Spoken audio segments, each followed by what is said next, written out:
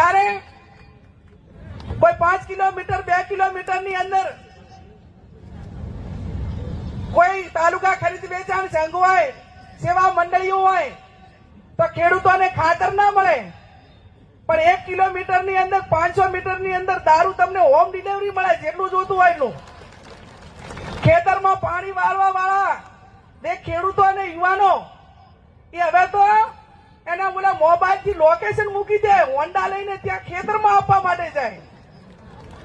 આટલી સહેલાઈથી સોય જે તે પોલીસને વહીવટી તંત્રને ખબર નથી, પણ માત્ર ને માત્ર નાના પોલીસ વાળા લોકોને એને જવાબદાર ગણવા. અને હમણાં તો જ્યારથી આ થરાદનું થયું ત્યારથી કરીને હવે એવું પોલીસ વિભાગે નક્કી કર્યું છે કે જે દારૂ પીતા હોય ને એને પકડીને એના ઉપર કેસ કરો.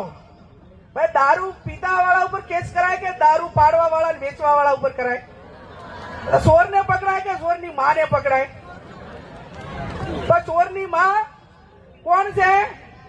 દારૂ વેચવા વાળો, દારૂ પાડવા વાળો અને એના હપ્તા લેવા એ ચોરની માં કહેવાય. અચ્છા, મહેસાણાની અંદર દારૂની ફેક્ટરી કોઈ છે? આ એમડી ડ્રગ્સ કે એના માટેની કોઈ ફેક્ટરી છે? તો એ બહારથી લાવવા વાળા એના સામે કેસ ના થાય, વેચવા વાળા સામે કેસ ના થાય. અને ઓલા નાના નાના જે પેલા હોય એમને ખબર હોય કે ભાઈ ટાર્ગેટ પૂરો કરવા માટે અહીં મળી રહેશે, તો એમને જેલમાં પૂરીને કહેવાનું કે હમણાં તો અમે ઝુંબેશના ભાગે 80% કામગીરી કરી, પણ છે નહીં. તમે એકે તમારા બુટલેગરને પકડી લાવ્યા, તમારા હપ્તાવાળા ઉપર એકે ઉપર કેસ કર્યો, અને દારૂની ગાડી પકડાય નજરતા તો કોઈ દાડા સીટ જેલમાં ના થાય, એનો ડ્રાઈવરને જેલમાં મેલે.